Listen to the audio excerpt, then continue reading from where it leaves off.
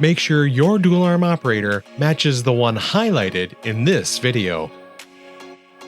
Before you begin the removal and replacement of your casement's dual arm operator, unlock and crank open the window until the control arm is in the center of the guide bar where the arrow is visible.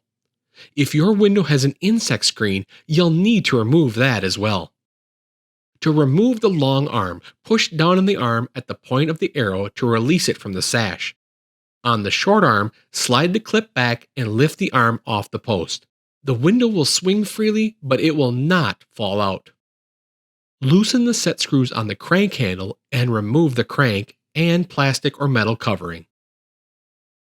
Begin by scoring the area with a utility knife where the operator cover meets the sill and side stops to prevent cracking of the wood.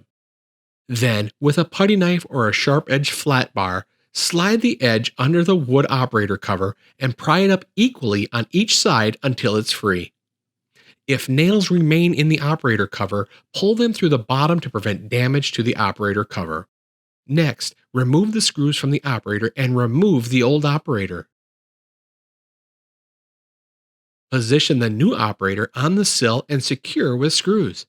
If the screws are loose, you can use larger or slightly longer screws, or some of the different holes to secure the new operator.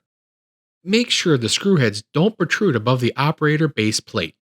Connect the small arm and slide the clip to lock. Replace the long arm back into the guide bar at the center arrow location. Reinstall the wood operator cover and secure with 2-inch finish nails in the same holes. Finish the process by reinstalling the plastic or metal cover and crank handle. To learn more about this and other Kolbe products, please visit our website at kolbewindows.com.